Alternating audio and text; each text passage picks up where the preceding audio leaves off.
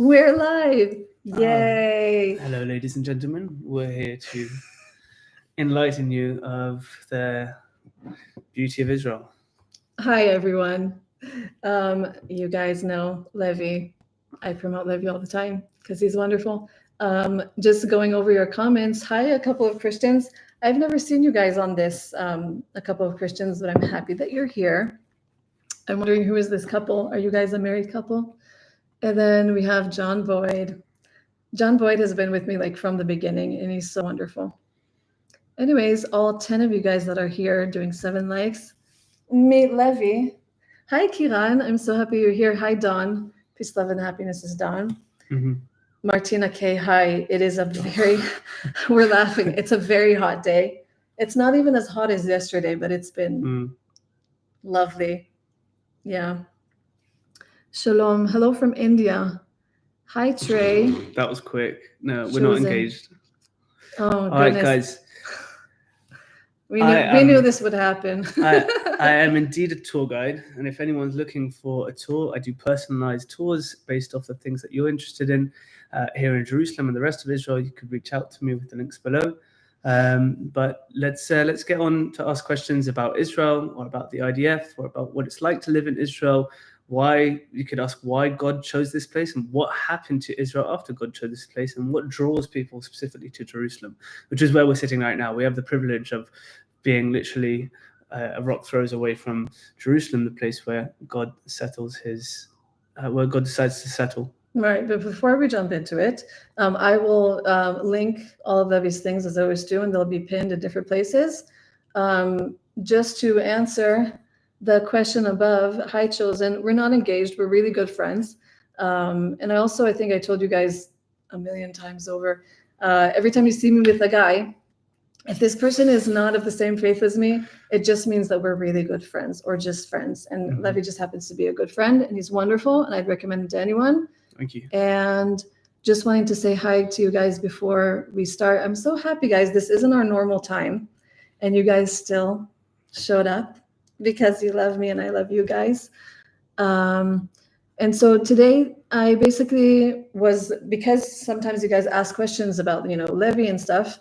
And also it's like questions that I can't answer because I'm not a tour guide, but Levy is. And so if you guys have questions related to Israel, related to archaeology, or how that relates to the Bible, even some IDF questions, even though he can't say all this stuff, but maybe his just experience in general, whatever he feels comfortable sharing. And Chosen, I was just messing with you.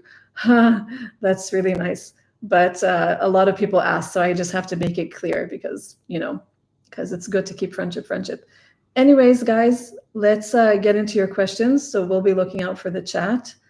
All your questions are welcome. If we don't get to all the questions, I'm sorry. I love you guys. But we might also choose not to answer on purpose. We don't know. But you guys usually ask very, very good questions. And thank you for all the wishes of wonderful days. I wish you guys a wonderful day too.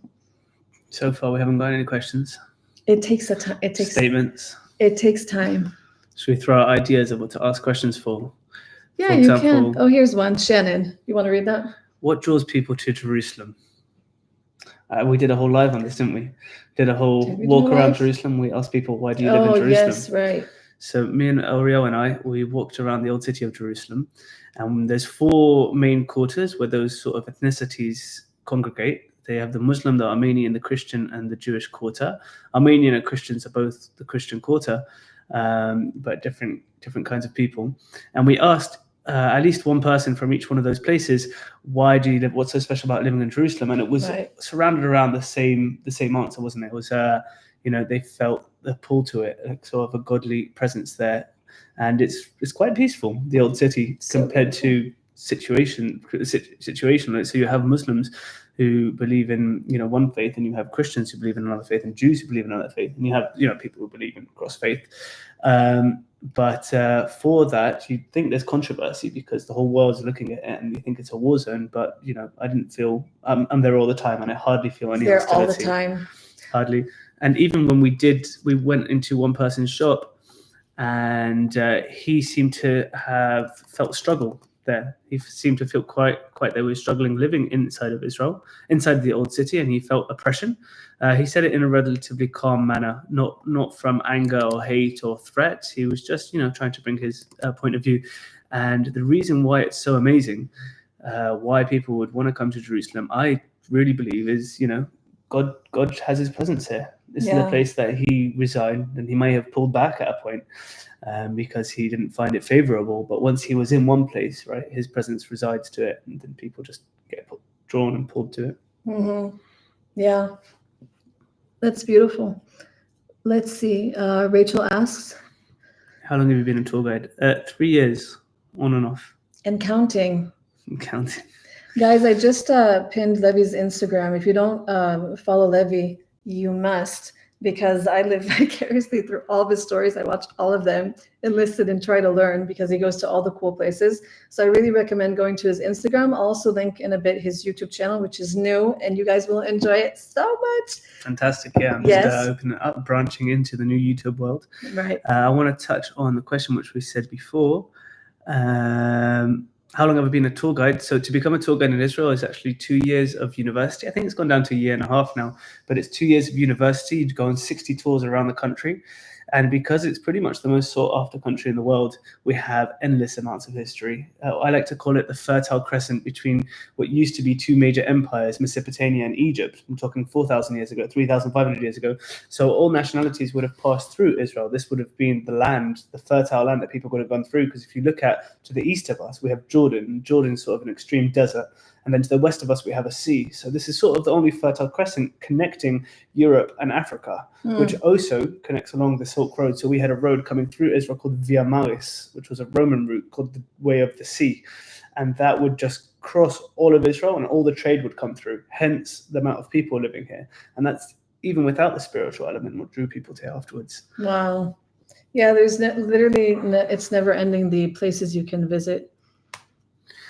I was born in England. I have a British accent, and that's the only connection I have to England now.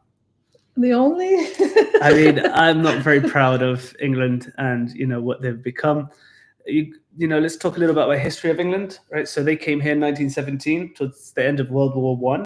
World War I kind of ends here, actually. They conquered Jerusalem just before 1918, and then they go sort of onwards, and then they sort of the British have the completion of conquering the Ottoman Empire, and they establish at that time what was called the State of Palestine, Aleph Yud Eretz Israel. And when they did that, they did it with the idea of making it a Jewish state. That's the whole Balfour Agreement, was that the belief that Jews would go back to their homeland. While they did that, they also promised the Sheikh in Mecca, because of their help, that they helped them conquer the Ottoman Empire. They promised them the land. So they promised two people the land, and then they were here for 22 years. They did a lot here for 22 years, and eventually in 1948, all the locals were pretty fed up with them, and they decided to pull out in the 15th of May 1948, which brings us to the establishment of Israel, which is the 14th of May 1948, so one day before. My 2 cents is that there's so many cats in Israel because the Brits brought them, because there is a rat and a problem. So I'm smart also, just not the same way. Yeah. I have these random facts that I know in my brain. Sure. Yeah, there are a lot of cats. The British did a lot here. The reason they brought them is because of the rats, and there's so many cats in Israel. That's how I have Bunny, by the way. She has the cutest cat. I do. He's the sweetest little baby. Yeah. And you know that he's been acting up because I'm not at home? I can imagine. Yeah. I don't know if we missed anything. I love this dude as a brother. That's sweet. Ahlan Nathania. So just circling back to that statement, what the British have done, Keith Starmer, I don't know his last name, okay. Right? So he's the Prime Minister of England. He's decided that he would call and recognize a Palestinian state. That contradicts pretty much what they were here 78 years ago. It's pretty contradictory, and actually I don't think the core of British mindset, Britain is a Christian country, and the Queen gets baptized and everyone gets baptized, so it's very much a Christian country, and the core belief of Christianity goes along with the idea of Israel. Hence is the story of Christianity sprouts from this country to start with, and that was a very, very big drive with something called the PEF, the Palestine Exploration Fund, who were here in the 19th century and the 20th century, and so on with General Balfour and other major generals who came here with a very strong belief that they should return to the Jewish people. So it turning 180 only 78 years later really is a big twist in history. Trey says God's dwelling place forever. Yes, absolutely. It's phenomenal. Yeah, you come here, you can feel it. It's very powerful there, I have to say. I'm a strong man physically, but mentally I try. It's very powerful.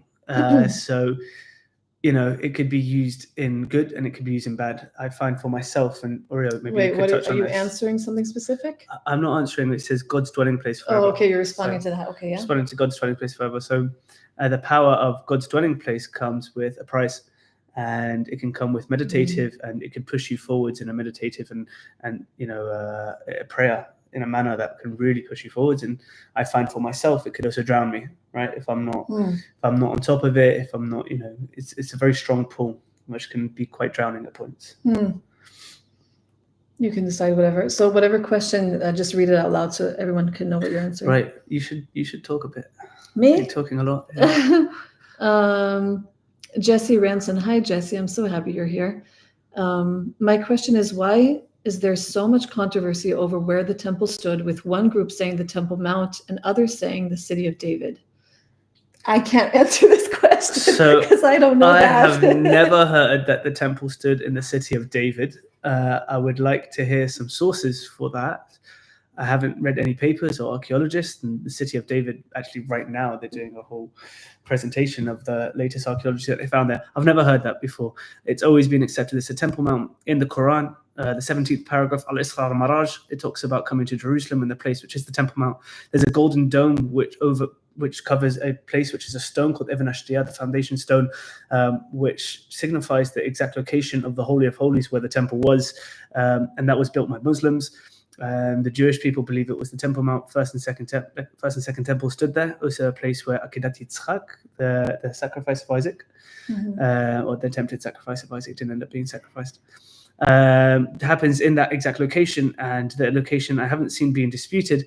You obviously, I'm not going to ignore them. You have people who deny Jewish presence here completely, which is quite surprising because it goes against any academic archaeological digs here, and it goes against pretty much the religion as well, the Quran, which I'm relatively okay versed with in the Quran. So it really contradicts a lot. So I had one friend, his name was Barum, and he's no longer my friend since the 7th of October, but we used to sit together and drink coffee, and he was quite an intelligent guy, and he lived in Ras Al Amud. And I would sit with him and we'd discuss the Quran. He taught me a lot. We'd discuss the temple, and he really denied that Jewish people were here before 1948. And it really was shocking to me, right? Because I considered him an intellectual individual. And then I told him about, the 17th paragraph of the Quran, Al-Isra al-Maraj. It talks about where he goes to a place, which is explained as Harbat al-Yahud, the destruction of where the Jews were. Where else can that be? And you have a shrine right now on top of it, signifying that. So that's the only person who ever told me, oh, it wasn't there, it was just down the road a little bit. So he believed that Jewish presence was here, but he didn't believe the temple was where we say the temple was. It was just down the road. Now, you guys have to understand that a lot of like Arabs here, or Palestinians, or whatever you phrase that as, some of them don't even know that there was a Holocaust because they don't teach them that. Like they will literally be like, what are you talking about? So like you have to understand that it's not even misinformation, it's no information at some times. Like, so there can be a lot of that. Continue, sorry. So I mean, there's a battle, right? There's the technique which Yasser Arafat comes and puts into place, which is denying a Jewish presence here, denying a Holocaust. He wrote books on it, of denying a Holocaust denial, and that is a technique to try and establish himself a Palestinian state inside this place and legitimacy within the world, using various manipulation techniques, whether it's making Jewish people, which they feel here, guilt for wanting to be here in their own homeland, or whether it's using techniques of wiping out an identity or anything that connects, or, as you said, not teaching about the Holocaust, or even teaching that the Holocaust was a lie. And one of the main sources of this, which I just recently learned, I have a friend in Bethlehem named Tuljiman, maybe he's watching it, hi there. we discuss it.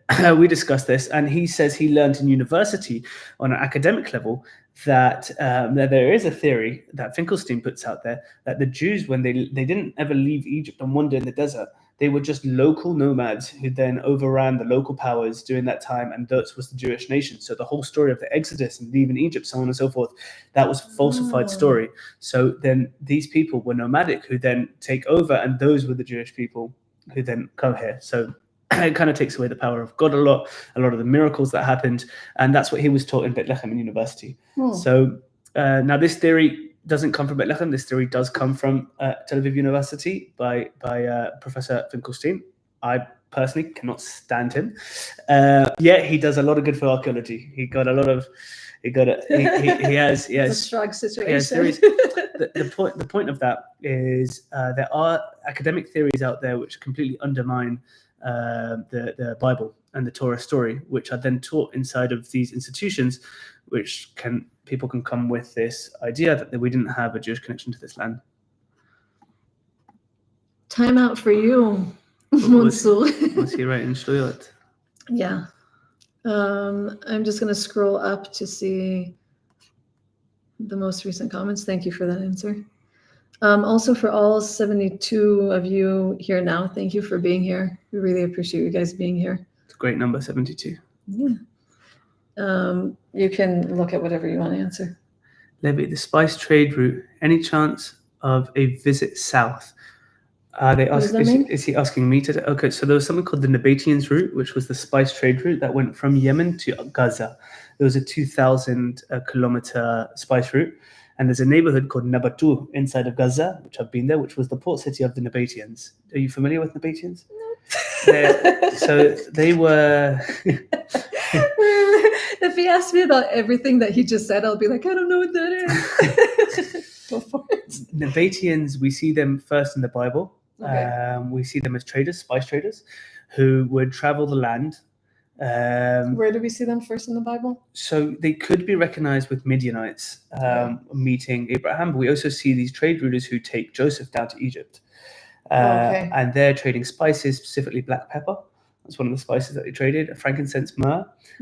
But we'll talk about the official spice route, which was more recognized of 2,500 to about 2,000 years ago, connecting Yemen to Gaza. It's about 2,000 kilometers. And they were basically the kings of the desert. Bedouin means the person who knows how to find water in the desert. Bedouin, like Bedouins, yeah. Like Bedouins. So it's kind of the same ethnicity, same lifestyle. They were nomadic people who knew how to travel 2,000 kilometers in the desert. They knew how to find the water, have their water sources.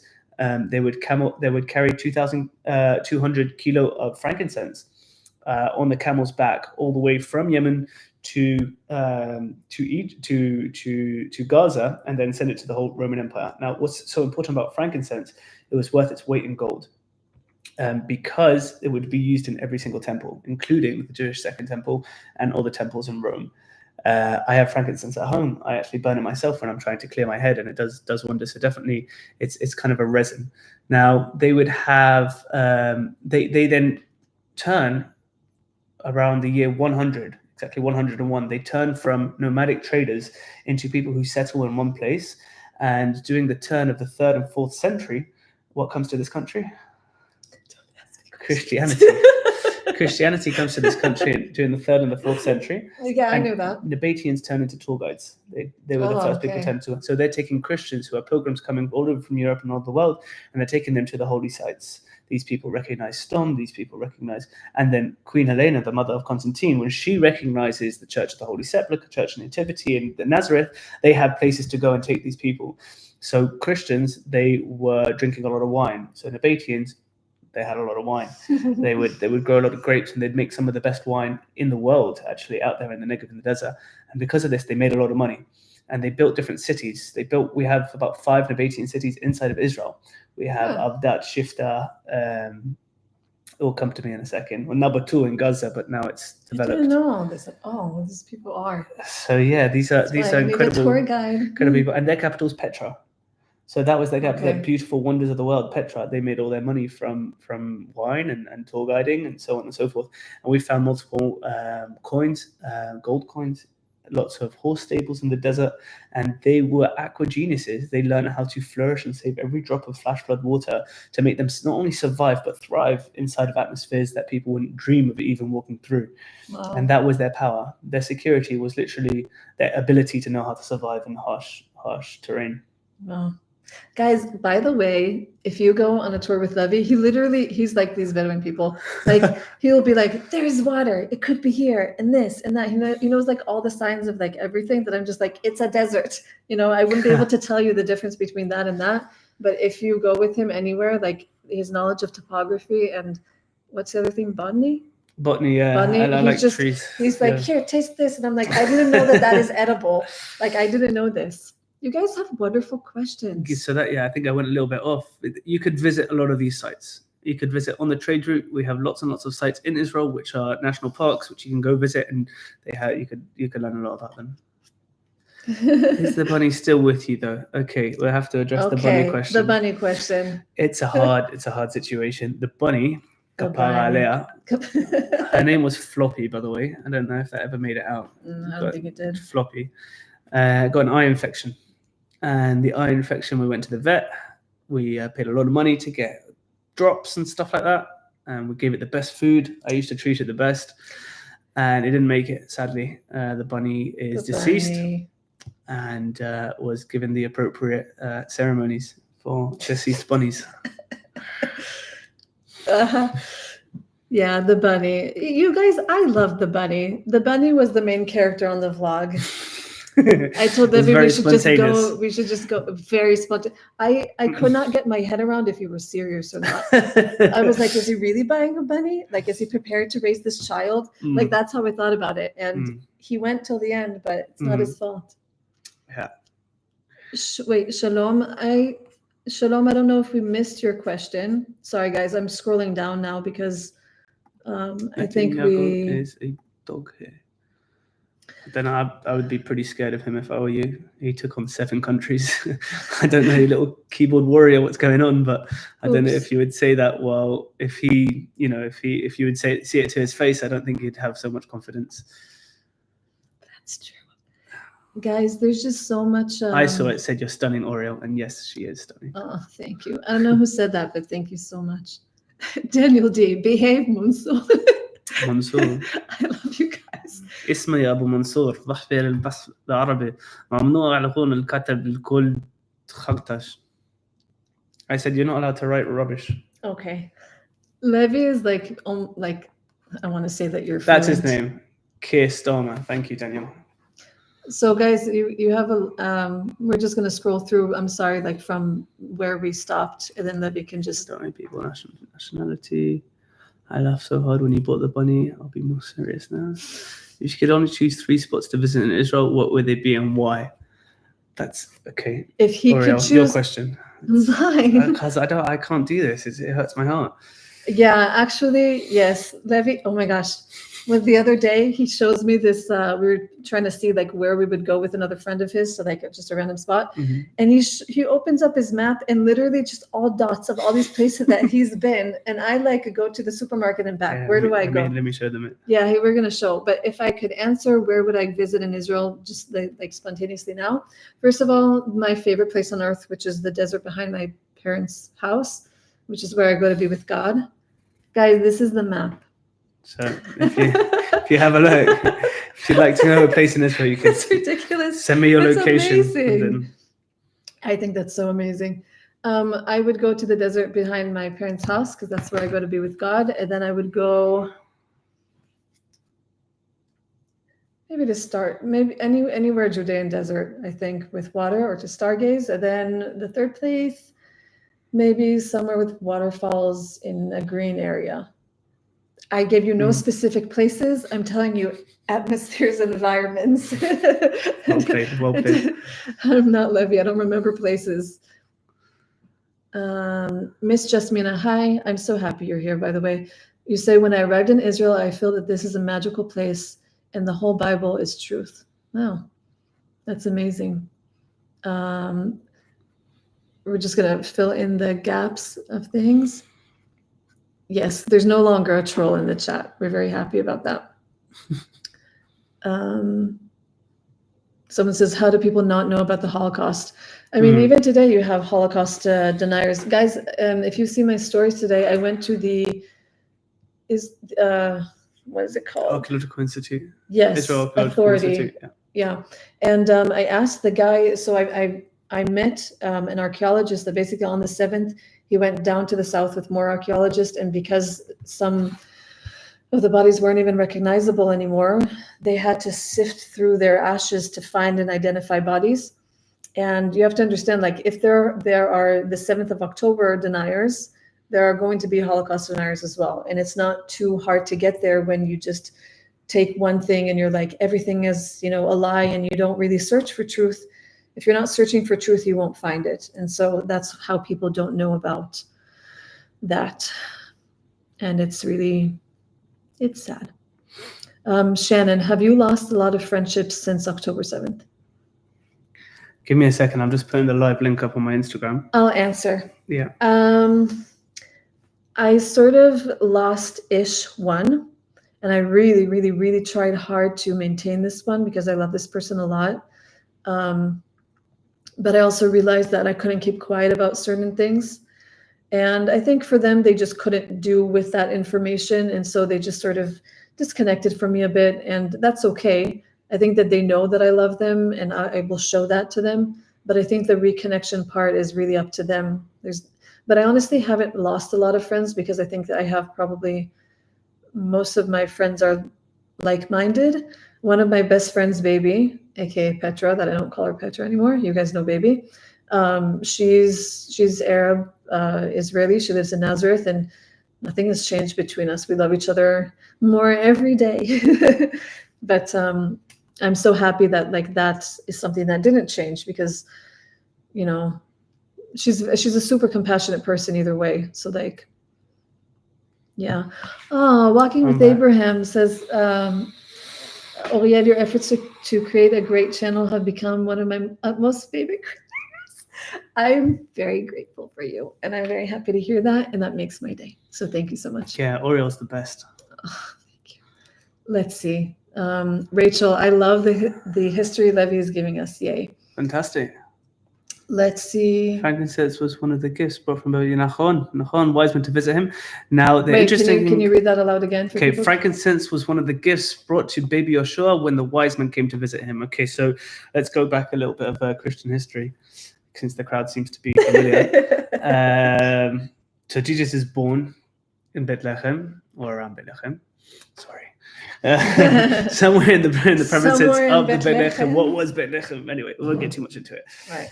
And then 3 wise men see in the stars that a Messiah was born, right? Or a great person was born. They see a star in the sky that they believe leads to where Yeshua is in Bethlehem. Yeah, and first they go snitch to Herod. Well, they try to figure out through him where he is, right? Big mistake there. Yes. and then they find out where he is, and they end up going to him, and they bring him 3 or 4 gifts. One of them being frankincense and myrrh, olive oil, and the 4th gift is called gold. Now, what was gold? Now, there's a theory of what that gold was.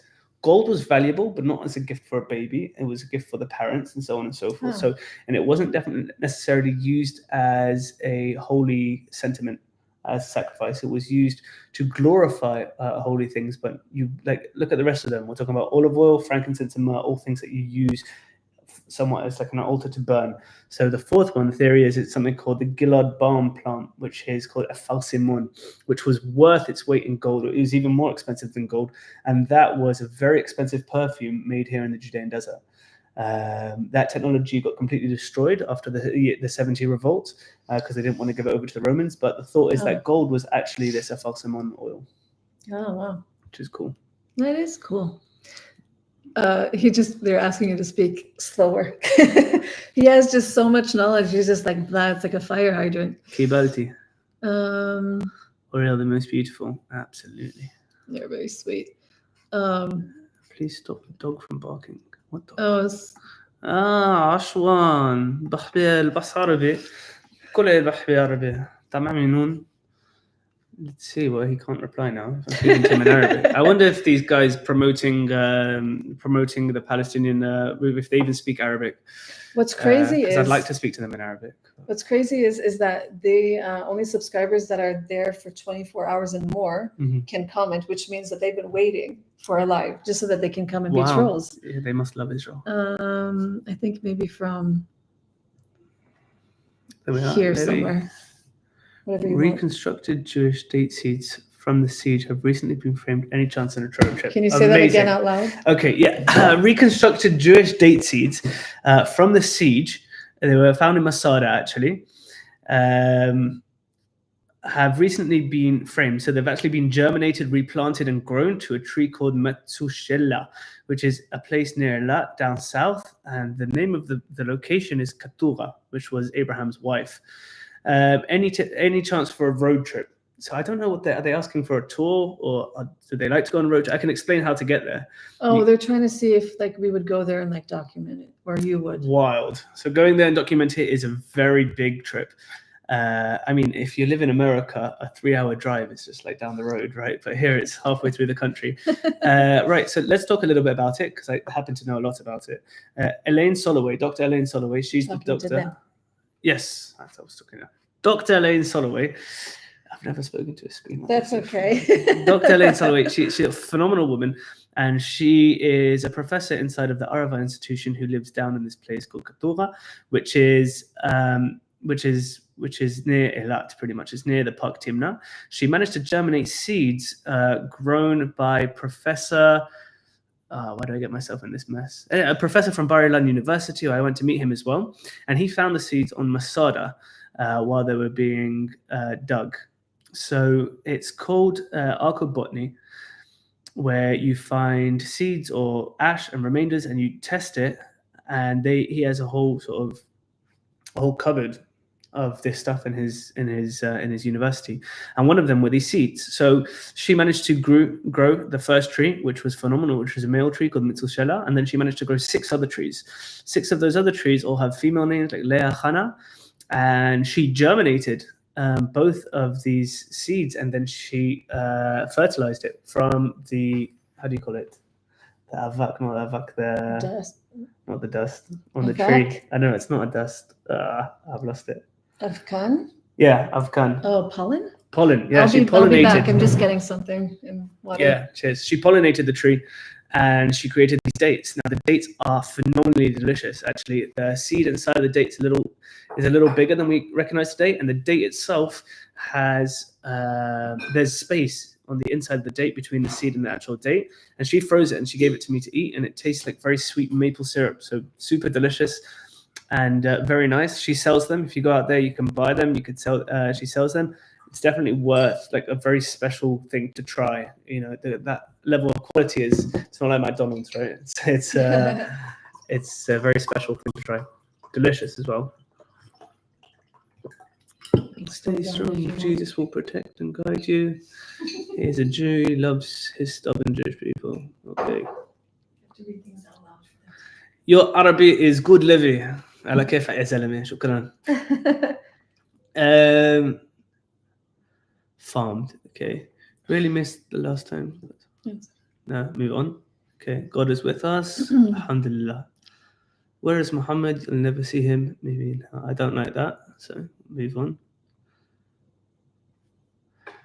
Okay. I'm fascinated by the seeds of Masada. I'd like to learn more about them and visit the site.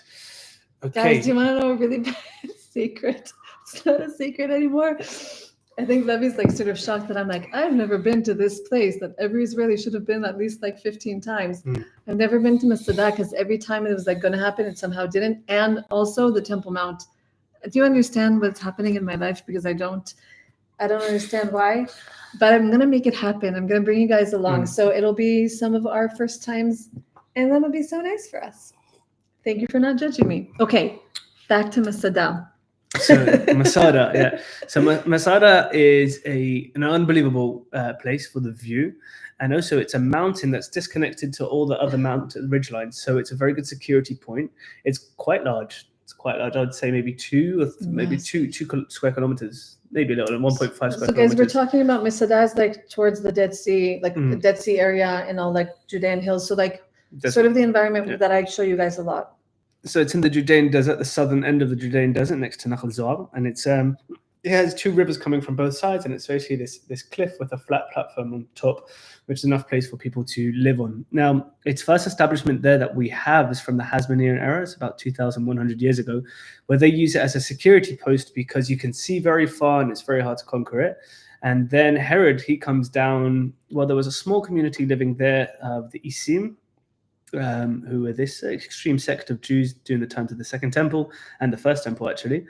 And then we see that there's more and more of a settlement there. Then Herod, he comes and he builds a holiday house there, which is thought to have been a holiday palace. Now, it's debated whether he was ever there or whether he wasn't there, but it is phenomenal. He said to speak slower. You got to remind me. For the people in the back. He outplays and he doesn't let nature constrict him with his building. So, for example, Caesarea, he builds out to the sea, and in Masada, he actually builds out into the air. So he has this cliff which goes off, and he just builds these platforms off the cliff to build his palace onto it. And they have a classic Roman bathhouse and a palace. You have frescoes, very, very beautiful Roman architecture there. And the story which you're probably referencing is a mere 80 years later, during the year 72, there was the last stronghold of the Jewish people in the Great Revolt of the year 70. It was from 66 to about 72, 73. And the revolt ends there, marking the end of the Judean rule inside of Israel for about 2,000 years until the modern state of Israel establishes itself. So there was a small period in the middle where we did have independence. So what happens there is Eliezer ben Yair, who is the head of this sect called the Schirikin, he unites. Pardon? Slower, thank you. He unites the Jewish people who are in the region of En-Gedi and Schacha, so on and so forth, and he brings them together. And he gets rations, and there were about 950 people, 960 people on the mountaintop when the Roman army come and they lay siege on this mountain. Now, you guys got to remember, this Roman army have been through a lot. We're talking about the 10th Legion of the Roman army. I have no mercy on them. I'm just going to try and give you their mindset of like what these soldiers have been through. So when they came here, they were promised once they conquer the land, they can take taxes from the land, and then they'll get the weight of their body in gold when they go back to Rome. That never happened. They never ended up going back to Rome. And they were out here in the desert laying siege for about 6 to 7 months on a mountain, and they were dying with no water source, whereas on the top of the mountain they had plenty of water because of all these aqueducts that they had and the water holes which they created from the rivers, and they would have this psychological warfare. Now, this is the best recorded, not the best recorded, I guess the best recorded Roman battle in the whole world. We don't have another Roman battle where we have this many remains dating from that time. And there were 9 Roman camps surrounding Masada. They built a wall around the siege, which didn't make any sense. It was only psychological warfare. And the downfall of Masada, quite sadly, ends in suicide, according to Josephus Flavius. Now, it's got to be taken with a grain of salt, Josephus, since he was a Jewish leader from Yudfat, and then he ends up going into the Roman army and becomes a historian for the Roman army. But he is the main source, or the only source that we have from the story of Masada. So the head of the Roman legion, who's the head of the Roman legion, he then manages to conquer Masada. Yet he comes to a deathbed where nobody's alive there because they all commit suicide the night before. Because in that time, which I don't know if that would happen now, but in that time it was a very big deal rather to die as freemen than to live as slaves. And that was an element, was kind of a battle technique. It was like a battle technique of that. If we kill ourselves, then we've won the battle because we've died as freemen. And that would then, the Roman army would take that as a loss, which was considered their strategy back then. It's quite an amazing story. Yeah, guys, it's I was supposed to maybe go on like what a lot of people do is like they'll start the hike up to Masada like in the night, and then they'll watch the sunrise come up, and it's very, very beautiful and like a very profound experience. Mhm. So that's also one thing to do if you want to like experience Masada, not necessarily during the day. Tracy, I just want to say hi. First of all, I'm so happy you're here. You say hi, Oriel and Levy. You have many Christian friends in America who never cease to pray for you in Israel.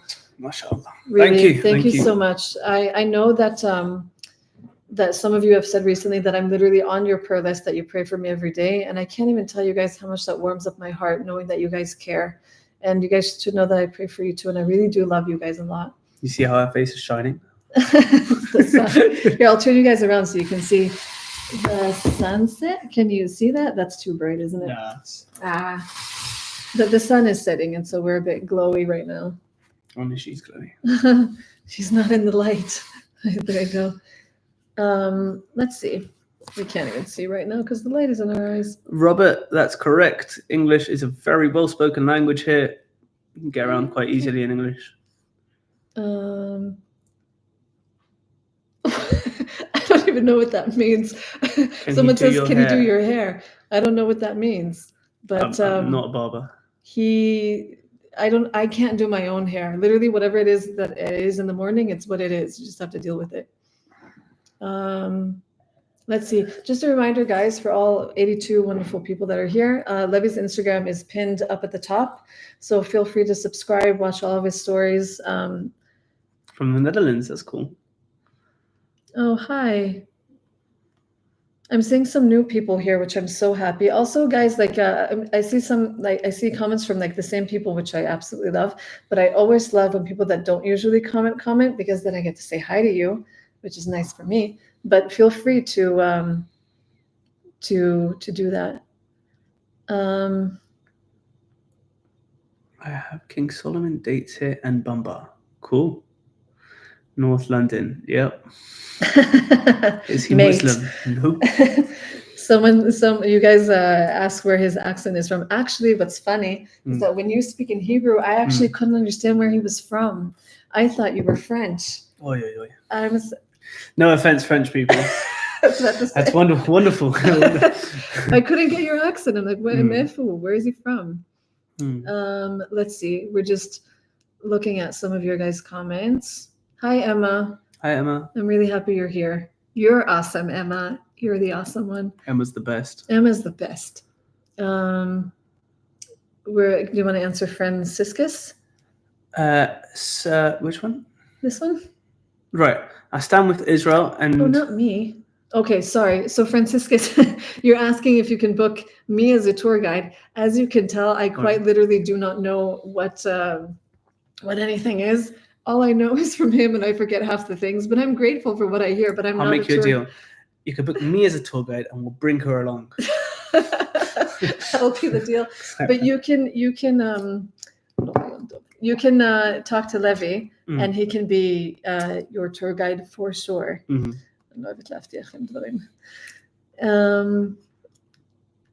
Let's see. For an extra price. John Boyd. Hi, John. Levy, you get to touch the locations we study. Enjoy your adventures. Beautiful. I love that. Yeah, and it's so special to be here. It's an investment. It is an expensive country. I saw someone put that up before, but how much are you willing to invest in the things that you believe in? And when it comes to meaningful things in life, there's little that comes to the closeness of being as close as you can get to God here. So definitely an investment. Think about to yourself why you make money, why you earn money, why you wake up in the morning. And if some of those answers come to circle around to God, then it might be worth it for you to come and visit. That's a really good answer. That was very much from the heart. How do you deal with PTSD? I knew that would happen. Do you want to say that out loud? Do you want to answer? Can I tell you guys how I deal with PTSD? I will tell you, because I have had PTSD in my life, and it has absolutely sucked. And I've had complex PTSD, and these things have been diagnosed in actuality. I can tell you that some of my healing has literally been supernatural, meaning for us Messianic believers or Christians here, I quite literally took authority in prayer, guided by God, and the thing just stopped. And that was such a relief, because I was having horrible flashbacks for a week and couldn't go to work and couldn't do anything. And I literally felt that God took me out of hell, just whoosh. So God's healing is supernatural and natural. And a lot of the PTSD complex PTSD that I've experienced, I've had to walk through healing of what I would call renewing my mind. And so it's a lot of asking God to replace whatever it was with something positive and rewiring my nervous system, because your nervous system gets stuck in fight or flight.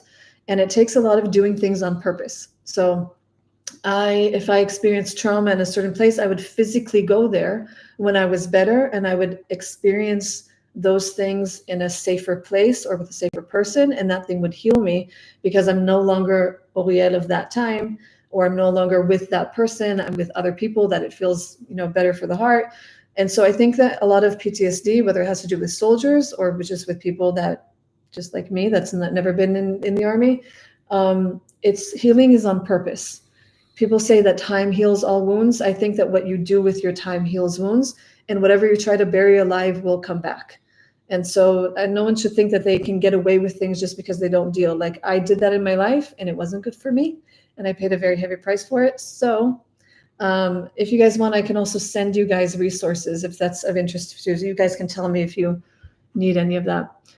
Enough of that. I see more questions. So I've actually, while I was listening to Oriel, I was reading the comments as well.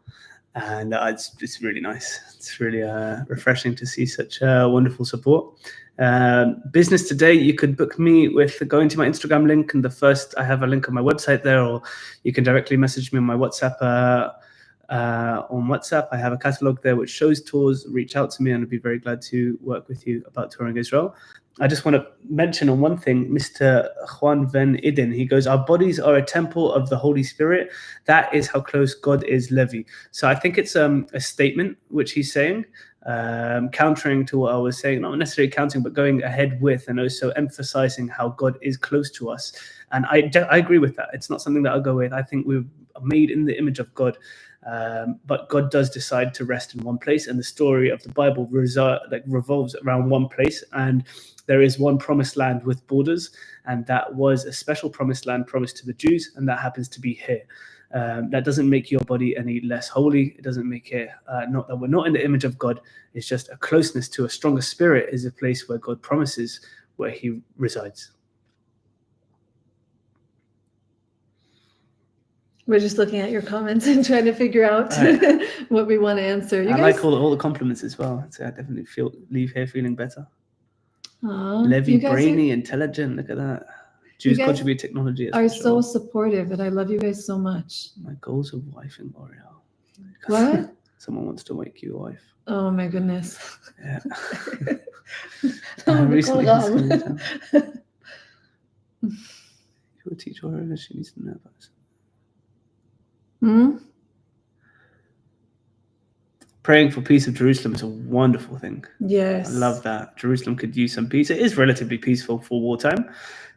People aren't killing each other on the streets. There's very minimal terrorist attacks, thank God. But still, there is the weight of war. Yeah.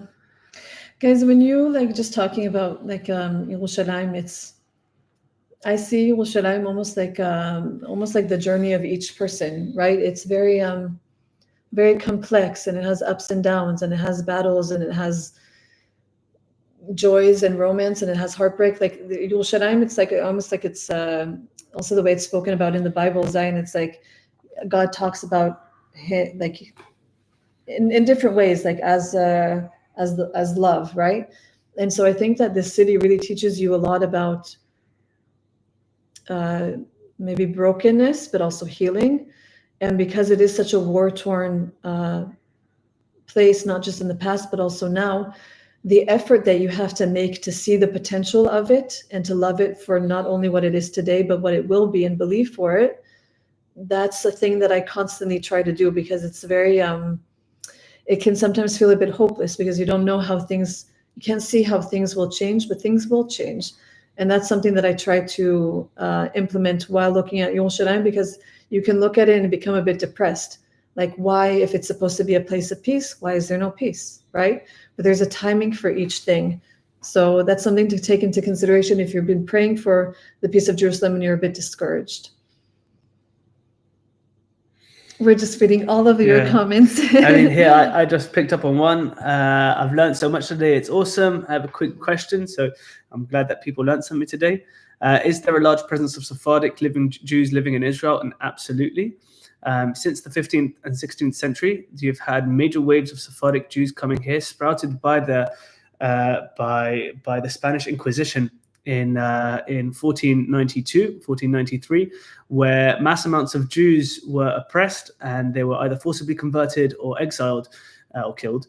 And a lot of them came here to Israel. That's the first major movement we see of Sephardic Jews here. And then Yemenite Jews move here, and Jews from Spain, Jews from Morocco move here in the 19th and 20th centuries. And yeah, nowadays the Sephardic and Ashkenazi Jews, they have almost the same opportunities. It's not as separated as you would imagine. But then again, they hold their two different traditions when it comes to prayer, specifically with, adding specific prayers within inside of the ritual, and some take out other prayers. The accent is slightly different, but the core base of Judaism is very united with those two, Sephardi and Ashkenazi Jews. Oh, hi, Gabriel. I'm so Gabriel. happy you're here. Holy Spirit. Oh, no, he's saying this question. Hi, what city would you recommend for first-time visitors? It's Yerushalayim. We both love this city so much, I think. I mean, if you're coming one time, come visit more than just Jerusalem. There's so many cities. I mean, I have 5,000 points on my map, and I haven't visited like 2,500 of them, and each one is an unbelievable, groundbreaking archaeological site where you can find coins from the Roman period or even further back. And it's just everywhere you throw a stone, you could find such rich and important history here in Israel. But for today, modern scene, it's not only a journey that you'll go through, which will be a spiritual journey, but it's also fun. You have some of the top restaurants in the world here in Israel. We have unbelievable good food markets here and healthy food. Good healthy food. It's true. And we have fun activities, and people like to get together. It's a very social country. People like sitting at bars all the time, and they're relatively friendly. People like dancing, so it's definitely a great city to visit. Mm-hmm. We will answer this one. Levy, please make more YouTube videos on your channel. This is the opportunity, guys, for me to link Levy's YouTube, although I'm sure that you guys... I, as of now, only have one YouTube video because I'm a little bit constrained on time, which is just an excuse. But yeah, with Oriel's help, definitely making a YouTube channel up and coming. And now I have to find you. That's the right one. Taught Israel with Levy. Yeah. Guys, 77 subscribers because I sent you guys. You went from 51 or 2, and now you have 77. And it's phenomenal. Thank you so much. Because of you guys. You guys went because I'm like, go check it out, and you did, and I love you for it. Guys, I'm going to now, it's been pinned his Instagram, so you guys already have that. I'm going to pin his YouTube channel. Well, legend. Oopsies. Jerusalem, it is Ben Yehuda. Yeah, I mean, the center has moved from Ben Yehuda. Ben Yehuda is like, they say like so 10 years ago. I used to live on Ben Yehuda, and it was wonderful. And actually, what's funny is that I lived on Ben Yehuda. It's almost like, I don't know, it's not like living in Times Square, but it's the equivalent of it. It's like your house isn't your house, like everyone is on your street. But then came COVID, and then we had this rule that you were only allowed to do like, 100 meters from your house? That was like the rule. Ridiculous. And so suddenly I go down to do my 100 meters, and I see my neighbors. I'm like, wait a second, these people live here. So I actually got to know my neighbors on the same street. And it was so weird because it's such a public street, and then suddenly it became my street. So anyways, that's that. Okay, weird question. Do people mill their own flour in their homes in Israel, or do they usually buy bread at the store? I want to know where they're from. I mean, you say weird question, but it makes sense to be a common question if that's the common practice in people's countries. Yeah. I wish we milled our own flour. It's very labor intensive, and with a heightened sense of laziness. Take some time and some effort. Buy it in the shop. Mainly buy in the shop. I do know people who do mill it, but they do it more as a how-to videos as opposed to day-to-day practice. Someone says his Instagram is amazing. Can't wait for the YouTube videos to start dropping. Yes. Next week coming out with a YouTube videos. You already have one planned? Yeah. It's actually uploaded. I just haven't put it on yet. Lama. You need good internet for it. You need a good laptop. Yeah. It's a process which I don't have so much of always. So cool and intelligent. Thanks, Sherry. Someone said that your kids are going to be really intelligent. Where was that comment? It made me laugh. Levy's kids are going to be geniuses when they're still like 5 years old. How does his brain even store so much? Guys, this is what I've been saying to everyone. I'm just like, how do these tour guys just like have all this knowledge? Like, where is it stored? I don't remember what I had for breakfast, and they're just like, blah, blah, blah, blah, blah. It's crazy. Yes, someone says like, let's go, drop it. Guys, lovely. You can כאילו אתה יכול להמשיך כמה זמן שאתה רוצה כאילו. כן, אתה מדבר עברית? רוצה להפוך את השיחה לעברית אולי? I'm just telling you כאילו. Well, fancy who said that. It's not great. Sherry, Levy, you are so cool and intelligent. Yes. My ex name was Sherry.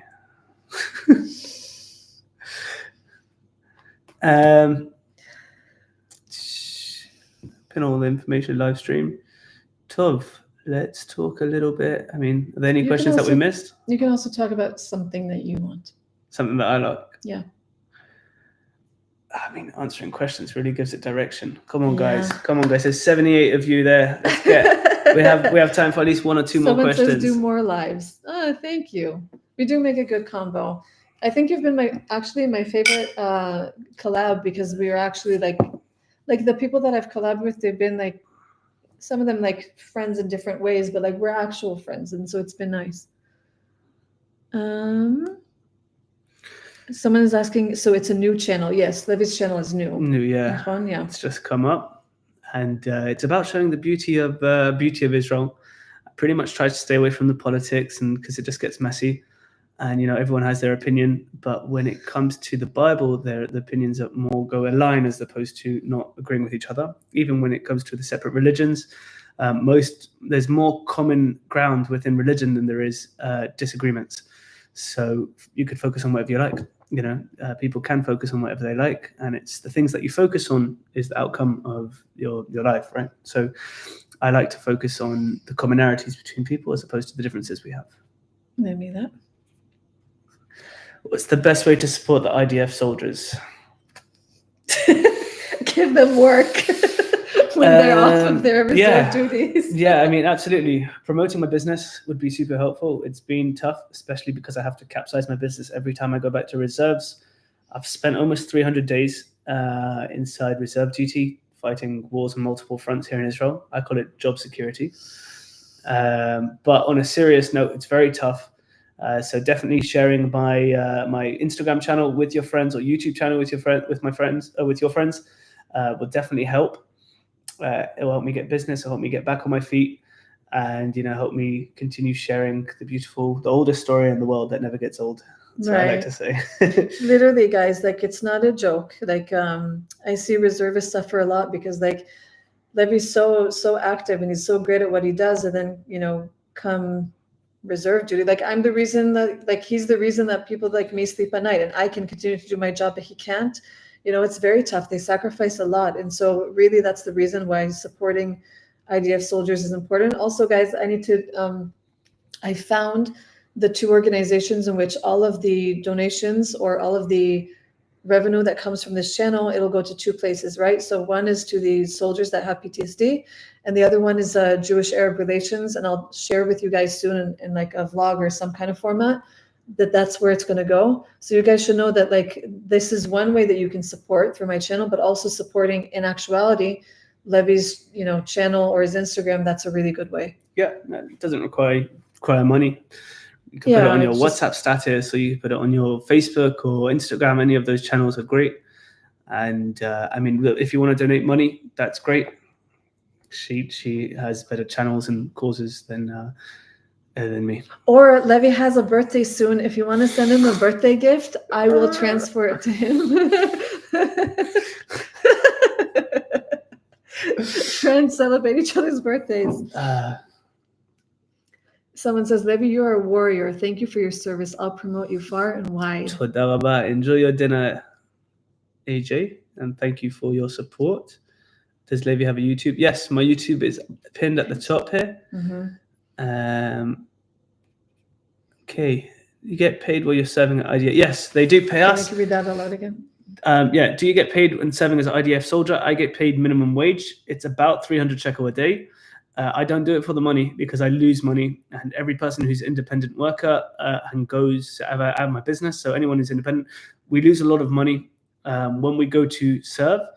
But I'm pretty good at what I do there. So if I don't go, who's going to go, right? There's as Oriel said, I'm very happy with her sitting here and roaming the streets of Jerusalem and feeling safe.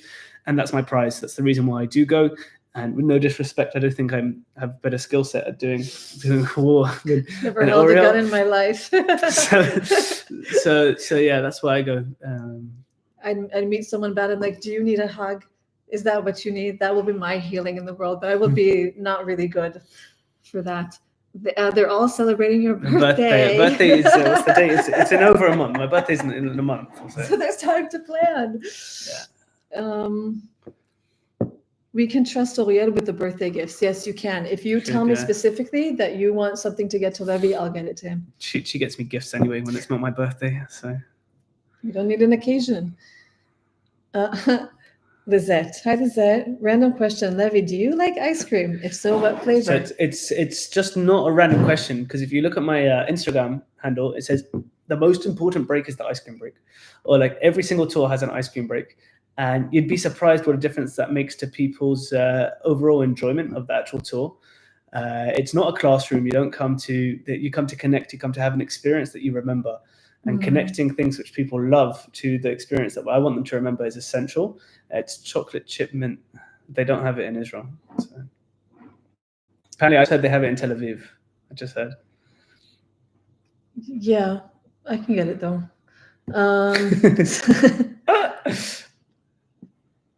Do your immediate families believe in Jesus? So I'm a Messianic Jew, and so thanks, Tiffany. Is it Tiffany? It's a different Tiffany. Hi, Tiffany. That's very no. That's she gave money. Oh, look at that. That's very sweet of you. I'm so happy. Very, very grateful for you, Tiffany. Hold on, do we take our shirts off now?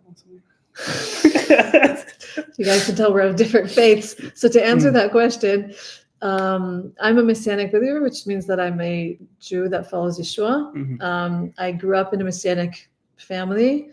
I'm a fourth generation Messianic Jew since the Holocaust. So cool story that I actually told today somehow. I had a meeting with a YouTuber. Also, Alfie, if you're here, please say hi. I don't know if you're here or not, but I just met someone and was talking about the fact that since the Holocaust, my family came from Romania, and not everyone spoke each other's languages here, right? Because they were all scattered and they came here. And so my great-grandfather was like working in his shop, and this Romanian guy came with like a list. He was like a pastor that was looking to see if his church members had survived the war, if some of them escaped to Israel. And so he had this list of people, and they both spoke Romanian. So he's like, do you know these people? I said, well, I don't know, but I can help you find them. And so he came to faith through that man. And so for that reason, I am a fourth generation Messianic Jew in Israel. My dad grew up Catholic, but he sort of found a more, not dissing Catholicism, but more like a personal faith within his heart with God. And the way that my dad got here, I'm going on a tangent. I don't know if this interests any one of you guys, but my family used to own like karate schools that my dad would run. And yeah, it was very impressive. Cool. Yeah. And he lives sort of like in this cabin in the forest and just did his thing. And one night he hears the audible voice of God, and God tells him, you will live in Israel forever. And so he got it, and he sold those two karate schools and his cabin and came here, and he met my mom, and then the rest is history. And so literally my dad was, lived here and buried here, and he lives here forever. And so without my dad like heeding to the voice of God when he called him to Israel, he wouldn't have met my mom, and I wouldn't have been here. So isn't that a cool story? I'm going to open the light because it's getting a bit dark. It's super cool. Super cool story. Yeah. Oriel, what's your insights about the garden tomb? Well, while she's turned the lights on, I'll say my insights about the garden tomb comes from purely archaeological point. I've brought people to the Church of the Holy Sepulchre and the Garden Tomb. People seem to get more emotional at the Garden Tomb than the Church of the Holy Sepulchre. That's just my experience of the two. Both very powerful places. Garden Tomb's a little more peaceful. It's a very nice garden to start with. They grow all kinds of cool stuff. To get there is not so peaceful, but once you're in the complex, it's quite peaceful. Yeah. It's quite peaceful. Where the Church of the Holy Sepulchre, I find, has very, very powerful energy, a very strong beacon of something to connect to there. And you've got to remember, these places, millions of people pray towards, and then they pray in every single day. So that gives it a lot of power as well. Uriel, Levy, or anyone in the chat, how do you deal with toxic or negative people in your lives? Do you do lives, Levy, on your Instagram maybe? I have never done. I did a live one time in my Instagram. I had 2 people and I gave up. But this was like a year ago. Should I do more lives? What should I do, lives like this or tour lives? I could do like live and walking around touring. They would love that. Yeah. Your audience would love that. All you have to do is open up your Instagram. Joshie's giving us $20. Yeah, Thank you so much. Undo one more button. Sorry guys. Thank you, Josh. It's very kind. Thank you so much. Okay. I wanted to answer. How do you deal with negative people in the comments? In the comments, you just block them, don't you? No, I don't block. I very rarely block. Why? Because I believe in free speech. If it's for like a subscriber only thing and they're just like getting in the way, it's like timeout. But I usually don't block people unless it's like unless they're like sexually crass. I'm like, nope. What? So what are the comments? Sorry, go on. Michal, hi Michal. He's like, Levy, no stripping is required. Thank you. Because do go on with the negative people. Yes. No, it's my first one. Train of thought. It's my first. If his tour guide career doesn't work, you guys can send the money for that. Every $20 is a button. Anyways, I pray. Maybe we deal with this different, you and I, but I pray for anyone who's negative in that way because I just feel very sad for them. I feel a lot of compassion, and I feel that. Broken people say negative things, right? Like healed people, they don't have a need for that. And so they're loving and they're kind. And you don't have to be completely healed to be loving and kind. But if your brokenness does come out, it seeps through. And so I just see it as sad. And so I pray for them. But I've also had to go through a journey of like not letting things affect me. And so Uriel of 2 years ago, if there was a negative comment, it would just shoot me back to being bullied. And my heart would go. And so through prayer, I overcame it because I understood that my love towards them will heal me, and it did. And so that's how I deal with it. That's a great answer. Yeah. You don't have to answer these, but... Tell us about your faith. And I'd like to say about my faith. Are you religious? Seems people are interested. So I grew up Orthodox. My dad's a rabbi. He's a phenomenal rabbi. He follows a sect of Judaism called Chabad. Which originates in a Russian community called Lubavitch, and then makes its way to New York, and then that's when my dad found it. They follow their specific rabbi. It all calls back to Judaism. So, sorry, the last comment cracks me up. LA apologetics. Sorry, Levy, no disrespect, but being a guy, but I'll send you $20 to add a button. To adding a button. You guys are so much fun. Martina. Well, $23. Okay, okay, calm down. So hold on about Thank faith. you, Martina, so much. That's very kind of you. Toda Martina. So I believe very strongly in a God, one God. I don't think it's so simple as people make it. I think it's complicated, and my mind doesn't quite comprehend. I haven't quite, figured it all out yet. I don't think I ever will figure it all out. Maybe that's part of the point of it. But definitely lots of different channels to a higher power, or this one God which has it all over. And I believe Judaism has incredibly good techniques of how to connect to that one God and how to come closer and how to serve that one God with ideas and even gifts. So, for example, for men in Judaism, we have something called tefillin. Women, they like candles and other things. So men, we have something called tefillin, which it's these boxes with phrases inside of it, and every time I put it on, I feel very, very connected, very, very deeply connected, and it's like skipping 20 minutes of meditation, and just you put it on, take a deep breath, and all of a sudden I feel something moving, I feel something happening, and it's a very wonderful gift. Prayer is very powerful. So my faith is Judaism.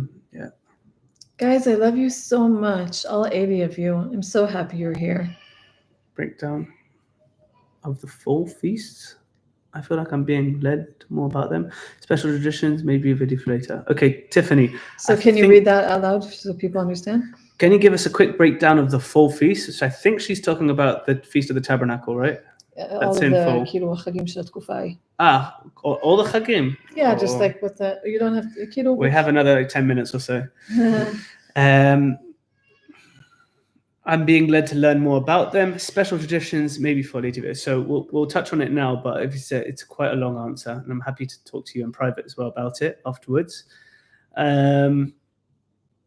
Right, so Judaism has a cycle of a year, which Christianity also has, I think, pretty much relatively the same cycle when it comes to the holidays. But I'm going to focus on the Judaism because I don't want to mix the two things. So we have Rosh Hashanah, which is considered the first day of the year. That's my birthday, by the way. I was born on the Rishon Le'elul, Tishrei, which is Rosh Hashanah. Then afterwards we have Sukkot, which commemorates the wandering in the desert and God giving us the manna, which was a kind of dew or bread or something sweet and sustainable in the desert, which we were led, and the wandering in the desert where God protects us with these clouds. He leads us with a pillar of ash and fire and protects us with clouds from other sides from dangerous animals you have in the desert, like snakes and jackals. And so that commemorates it, but it's also an agricultural holiday. It commemorates the first rainfall in Israel. So the first rainfall almost always is Sukkot, or maybe a few days after, a few days before. Mostly a few days after nowadays. Last year was a week after, which was unusual. So a lot of the Jewish holidays that we have is Sukkot, commemorates agricultural ceremonies, such as Sukkot is the first rains. It's when you pick the olives. It's when the dust comes off all the fruit. And then Pesach, which is Passover, which is in Christianity Easter, close, similar to the same date. And Palm Sunday would be when you would cut the wheat, and then Sukkot, Shavuot is when you'd cut the Pesach is barley, and Sukkot and Shavuot is wheat. So around the agriculture year, and also blessings from God when things line up, right? So when something grows in the ground and the sun comes and it rains, it's definitely a godly thing. Guys, now you can see the sunset. Yes. אתה יכול כאילו להחליט מתי אתה מסיים, כן? כן, נעשה ב-20, כאילו, עוד 7 דקות. We have 7 more minutes. עוד 7 דקות. So guys, we'll end in a bit, but if you guys have any last questions. Oriel is truly a blessing. I agree with that. That strength is phenomenal. I love you guys. And I was so Sephardic. Yeah, cool. So different yet so much the same. Yeah, I think that most religions in the world agree on specific things of having power. As I said, there's more commonality. So almost everyone believes that water is a purifying element. So immersing yourself in water before you go to pray. Believe that fire is a very spiritual thing, turning matter into air. So fire is used in many ceremonies. Prayer is also used. Mentally focusing yourself is also used. Different words within prayer as well are very, very similar in other religions. That la ilaha illallah, which means there's no God, but there's only one God. But in Judaism, we say Shema Yisrael, Adonai Eloheinu, Adonai Echad. There's only one God, right? And for example, a prayer in Christianity, Father in heaven. Are you familiar? Oh, yes. Father above, so on and so forth. So Matthew 5. Thank you. So it's very similar to prayers that we have in Judaism. We pronounce God in the same way as all merciful. So Allahumma Rahim in Arabic is the same we would say Allah Rahman. By the way, interjecting, at like Messianic congregations, we do the Shema, but we also add like Yeshua, Hu Mashiach, then we go into like V'ahavta l'recha kamocha, things like that. And I'm contemplating how I can show you guys that part, because a lot of like, we can't really film in Messianic congregations so much. It's not a good idea. But I'm wondering if you guys are interested in that also. So let me know in the comments. And also, I'm seeing you guys are like saying a lot of beautiful things, and I just want to say thank you. Continue. Yeah, so the more commonalities as well, right? Don't kill. That's a societal accepted thing, which most religions say don't kill, don't injure, help the injured man, so on and so forth. There are lots of basic in Judaism. We have 613 merits in a way. Some are active merits and some are passive. So some things when we do, we get a merit, and some things when we don't do, we get a merit. Like not committing adultery. So that's a merit. Right? So you shouldn't do that. Not doing that is refraining yourself.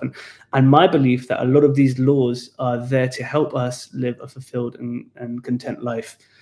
I think Judaism does a phenomenal job with it. I also think that Islam has a lot of very good qualities to it, and Christianity has phenomenal qualities to it as well.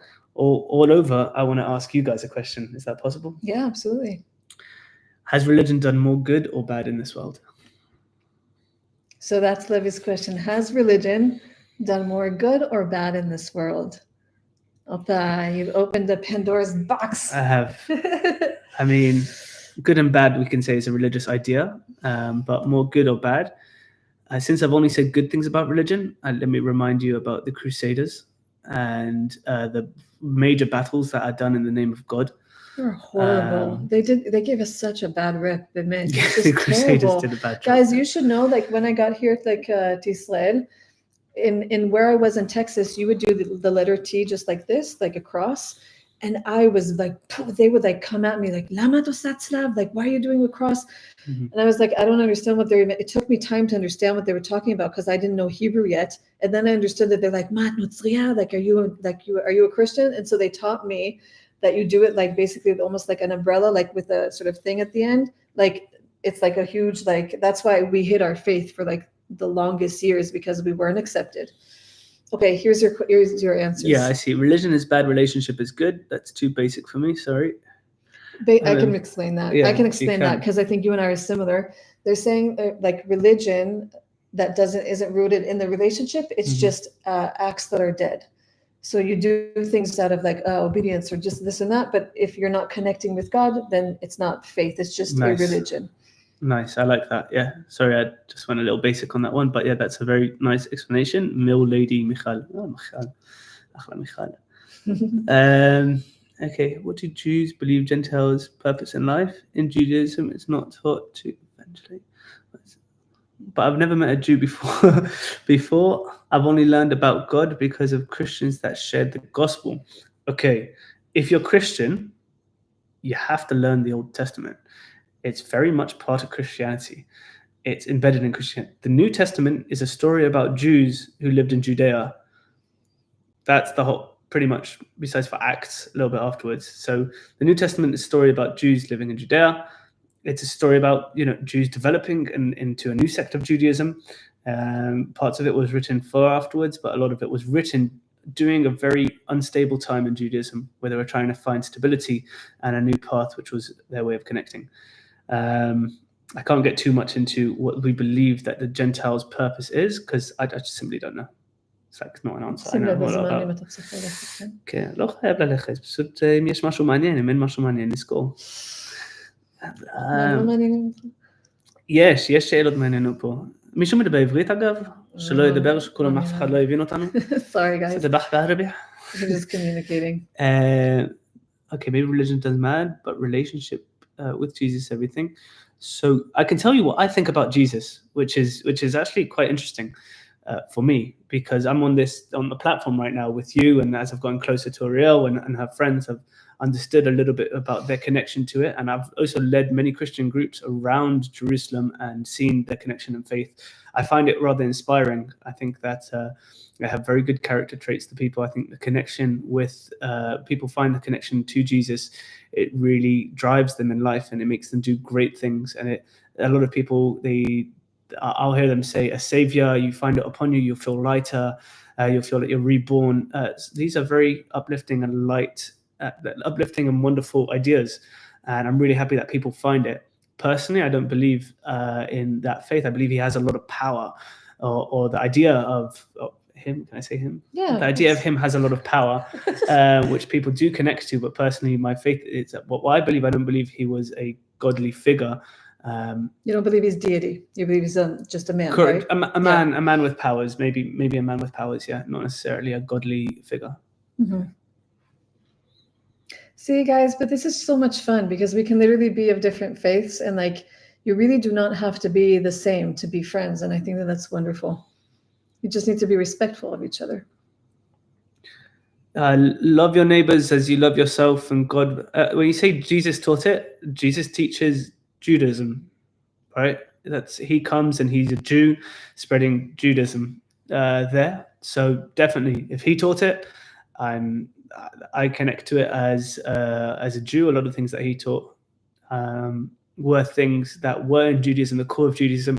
And actually, there's something which I have critics with people who get too much into religion, which probably dates back to what that woman was saying about relationship and not religion, is that I find that in specific communities in Judaism, people just follow what the word says, and that's what's the important thing, and they lose the point of it, which I believe is the connection, which is the core of it, what drives you, what the passion is. And I when I've read the New Testament, it focuses a lot on that. It focuses about you connecting, about man-to-man relationship, about good deeds and bad deeds, as opposed to focusing on your restrictions and things that traditions that you should or should not do.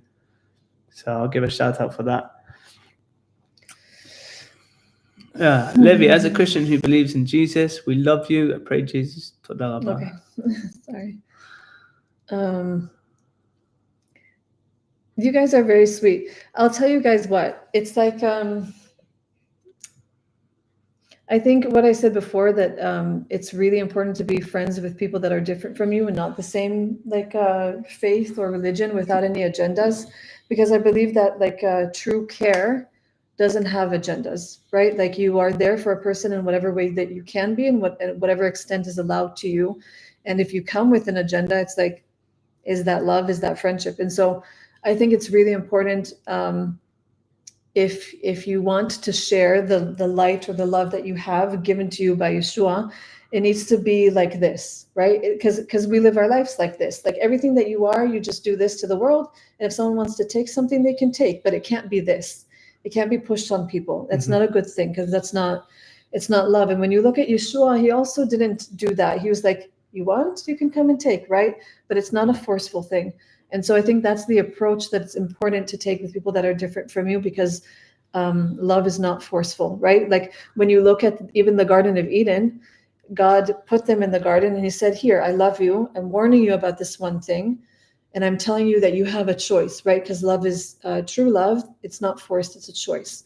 They chose what I believe is wrong, because here we are in this fallen world of ours, but he gave them an option to love him and didn't force them. And so I think that that's the way that God's approach is, and that's the way that I approach my friendships. And that's a good approach, I think, that we should all take if we want to keep our friends friends.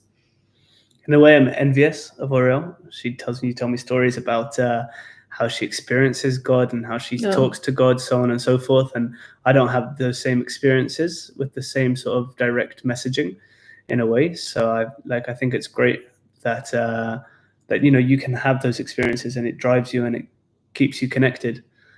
Yeah. I hope we can all have that. Yeah. It takes a lot of work. It's We can agree to disagree on that. All right. I feel like Islam, Jews, and Christians are connected. The problem is that some of the people don't emphasize the love part of their actions, leading to the negative effects. So, I mean, I think there are religions, like, without dissing specific ones, that the base, the root of that tree, the roots of it is love, and I believe that some are not. And whatever you plant, you also reap, right? And so if the seed is rotten, so will the fruit be. And I think that is shown in different religions in a very, very clear way. And so I guess that's just an encouragement to us that you need to plant whatever is good and healthy, and that's the fruit that you're going to pick in the end. So it's a very vague answer, but I think you guys got what I was trying to say. I'm going to jump onto Shannon's question because I like it, and I want to address it from my perspective and from the I've learned theology a bit. So yeah, I was wondering about Sabbath too. My partner is a Seventh-day Adventist. Adventist. And they believe in keeping. They believe in keeping Sabbath. I'm familiar with them. But I thought because Jesus died for us, we no longer need to keep the old restrictions. No longer. Old traditions. Okay, so thanks. I'll read that again slowly, okay? I was wondering about Sabbath too. My partner is a Seventh-day Adventist, and they believe in keeping Sabbath. But I thought because Jesus died for us, we didn't need to keep the old traditions no longer. So I don't see them as restrictions which hold me back from anything. I see them as direction, which then leads me to something, an ability to connect me to a higher thing. So does Christianity teach that you no longer need to keep the Sabbath? I've never seen that. No, Yeshua keeps the Sabbath too. He does. He was Jewish. In Judaism, it specifies, how you should take the seventh day as a rest day and the seventh year as a rest year. For your crop, 7 days of rest day, and it does wonders. I have a lot of friends who keep the Sabbath in various different ways, whether it's uniting as friends and having meals, or whether it's restricting themselves from doing mundane activities such as regular day-to-day work or electricity or so on and so forth. And it really gives you that break and a restart and refresh for the next week to come. So taking religion away from it, it's a great coping mechanism. It's a great technique. You need rest, yeah. So it clearly says in the Old Testament that you must keep the Sabbath. I mean, there's a list of 39 different rules of things that were accepted of what it means about keeping the Sabbath and not even keeping the Sabbath, which today is translated in different ways in different sects of Judaism.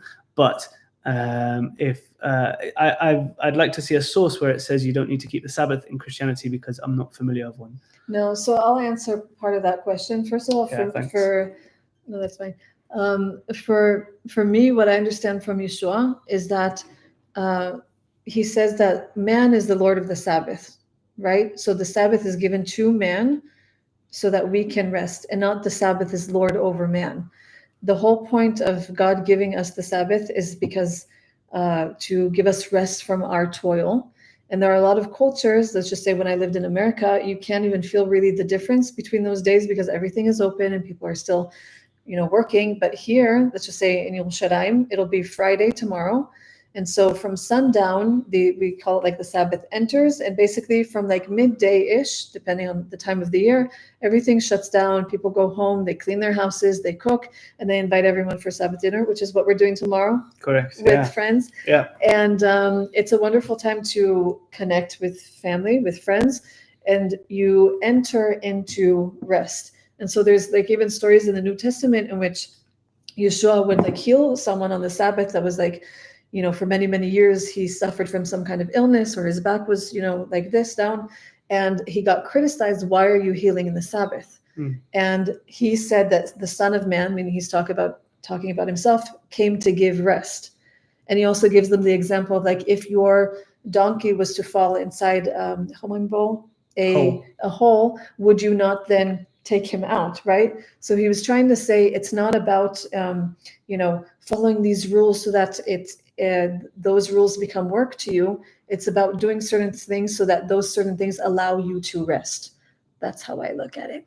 Nice. It definitely talks about, someone mentions in Genesis, so Sheshet Yamim Taseh Malacha V'Yom HaShvi Shabbat Elohecha Al Taseh Malacha Ata V'Bincha V'Techa Ugercha Asher B'Sharecha Sheshet Yamim Asa Et Adonai. So God gave us 6 days to work, 7th day to rest, and it specifically says you, your wife, your kids, your son, your household, everything. It's very, very clear on that matter. Mm-hmm. That's it. Should we wrap it up? Yes, guys, all 80 of you guys here. I'm sure I'm going to see more people that are actually here that came in and out. I was talking about you guys today with this other YouTuber, and I kept saying the same thing. I was like, I have the best subscribers. They're the best, the most wonderful, the most kind, the most this, the most that. And you guys make my life so rich. And I do what I do because you guys are here. And so I just wanted to say how much I appreciate you guys very, very deeply. I also appreciate all of the donations that came in. And soon, I think probably towards the end of the month, I'll show you guys where, like how much we made and where it's going to. And it's going to be so much fun. But yes, we're just going to say goodbye to you guys. תודה רבה לכם. And thank you. And again, Levy's YouTube is at the top. YouTube's at the top. For those who weren't here at the beginning, I'm a full-time tour guide here. I have a tour guiding business which takes people on luxury trips, or it doesn't have to be luxury, around Israel, connecting you to your faith and connecting the land, the places of the stories that you read and your parents have told you and you told your children, things that drive you from day to day. You'll be able to connect to it on a lot stronger level. And follow my YouTube or my Instagram. Reach out to me if you're looking for advice about Israel or questions, and especially if you want to book a tour.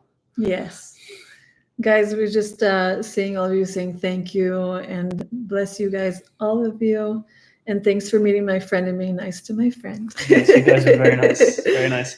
And we're not dating. No, we're not dating. We're just very good friends. We're actually good friends, thank God. Yeah. Okay, guys. God be with you. I love you guys, and I think the next vlog, any guys, also if you go to the collab with Levy, all of his things are in the description. And perfect. Yeah. And also if you follow me on Instagram, I put his stuff all the time. I'm like, God, follow Levy. He's the best. So I love you guys, and I'll see you guys in a vlog very soon. It'll be a Samaritan vlog, okay? Love you guys. Bye.